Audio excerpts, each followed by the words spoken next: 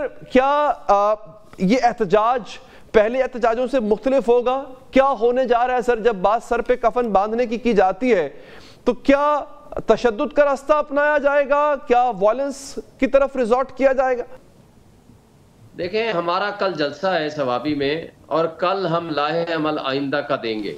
इसमें कोई शक नहीं कि पाकिस्तान में हक के हुक्मरानी अवाम का होना चाहिए और जो कि एक पुरअमन इनकलाब के ज़रिए 8 फरवरी को लोगों ने हमें हक के नुमाइंदगी दिया है, जो कि अवाम का हक है और उन्हें हमारे सुपुर्द किया है। लेकिन इस कठपुतली हुकूमत को हमारी मुल्क की एस्टैब्लिशमेंट ने मुसल्लत किया है और वो इलेक्शन कमीशन जो कि जराइम की आवाज़गाह बना हुआ है, उनके साथ मिली भगत करके और जिस तरीके से आज ह्यूमन राइट्स वायलेशन हो रही है, चादर चार दीवारी की पामाली है, लोगों के घरों पे छापे मारे हैं, किसी की बीवी को, किसी के बेटे को, किसी की बच्ची को उठाया जा रहा है और ये जो जुल्म, तशद्दुद और बर्बरियत का माहौल है, उसके साथ साथ जो आखिरी फोरम है निज़ाम इंसाफ, उसके ऊपर हमलावर है।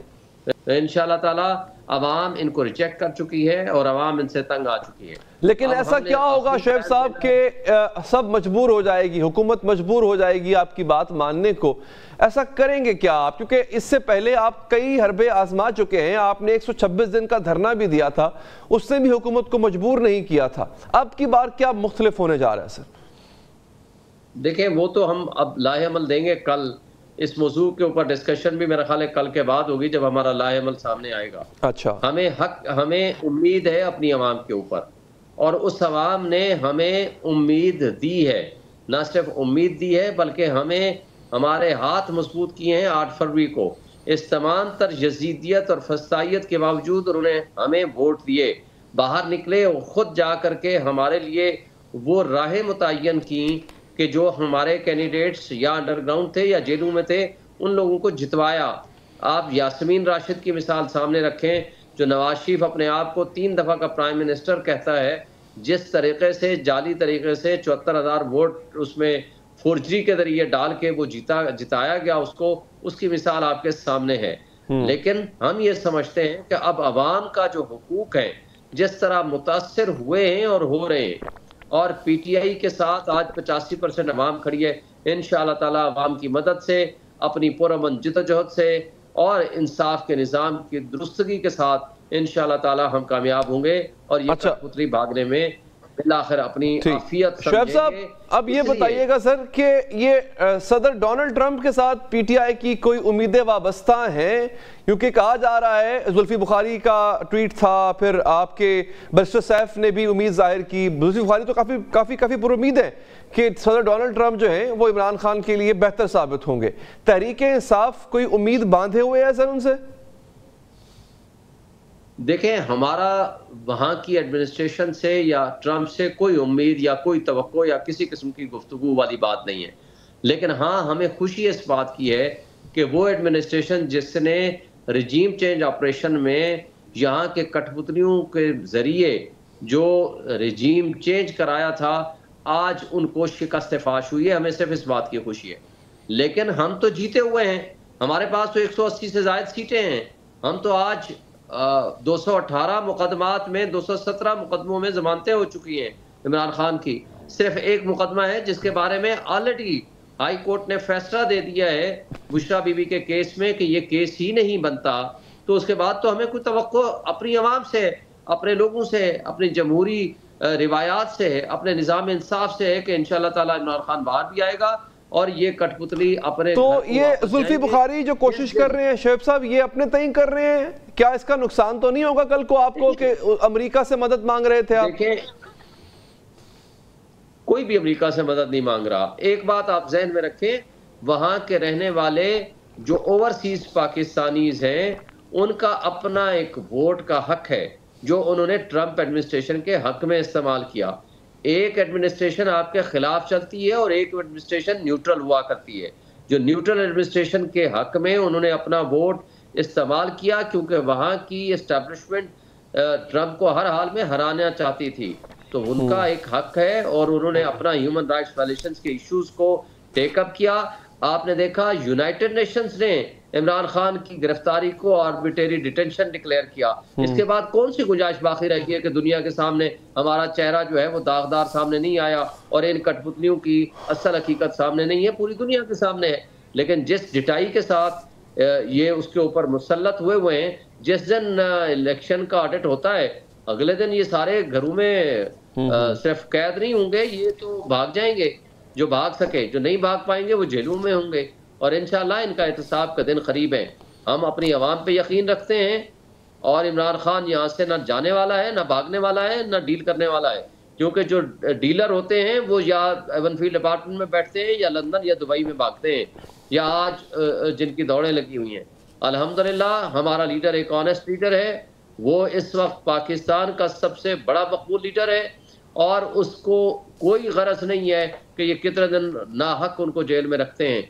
अल्हम्दुलिल्लाह पीटीआई के वर्कर्स ने जितनी मारें खाई हैं, जितना जुल्म सहा है, जितनी ज्यादतियां सही हैं, ये पाकिस्तान क्या दुनिया की तारीख में ऐसा नहीं हुआ, ये मकबूजा कश्मीर में ऐसा नहीं हुआ जो कुछ यहाँ हो रहा है। लेकिन ये सारी चीज़ें हम सह रहे हैं इस मुल्क के अवाम को उनके हुकूक दिलाने के लिए, इस मुल्क में बुनियादी इंसानी हुकूक की बहाली के लिए, आइन और कानून की बहाली के लिए, और उसके साथ साथ जमहूरियत को मुस्तहकम करने और निज़ाम इंसाफ की दुरुस्तगी के लिए हम काम कर रहे हैं। और इंशाअल्लाह ताला ये काम जारी रहेगा और हम ही असल वारिस हैं इस कौम के, इस 25 करोड़ अवाम के, और हकीकी नुमाइंदा जिसको इलेक्टेड नुमाइंदा या दिलों का बादशाह कहेंगे वो इमरान खान है, जिसके ऊपर। अच्छा शेख साहब, इससे पहले हम ये देख रहे थे कि आपको अदलिया से ठंडी हवाएं आ रही थी, वो शायद अब ना आ सकें। फिर मिलिट्री लीडरशिप की तब्दीली भी अभी मुमकिन नज़र नहीं आती क्योंकि अब कानून में तब्दीली हो चुकी हुई है। इससे पहले आप मुख्तलिफ किस्म के एहतजाज भी करके देख चुके हैं, तब भी आपको उन एहतजाज की वो रिजल्ट शायद नहीं मिला जो आप तवक्के कर रहे थे। तो ये बताइएगा ऐसी सूरत हाल में क्या हिकमत अमली रहेगी और ख़ास तौर पर अदालतों के मामलात में क्या हिकमत अमली रहेगी आपकी? देखिए, इस सारे करप्ट सिस्टम का मास्टरमाइंड या जो प्रोटेक्टर था, मास्टरमाइंड तो ना कहूँ, प्रोटेक्टर था, वो काजी फाइसा था।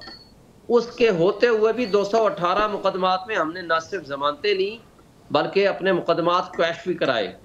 आज मैं ये समझता हूँ कि जितना भी ये अपने कैंगरू कोर्ट्स के ज़रिए इंसाफ के निज़ाम पे हमला आवर हो जाएं, लेकिन उसके बावजूद हमें इंसाफ के एक सिस्टम से हमें फिर भी तवक्कुआत हैं।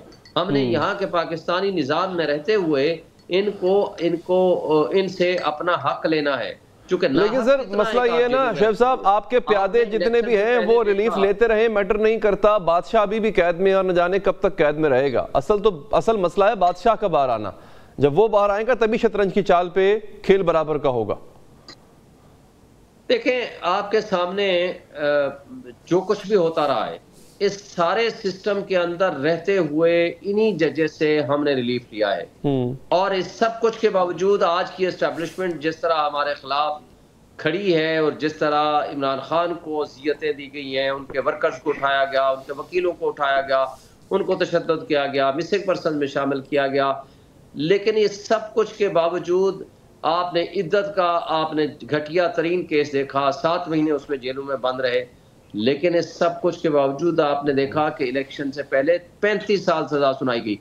जब जुडिशल रिव्यू में वो केस आया हवा में उड़ गया।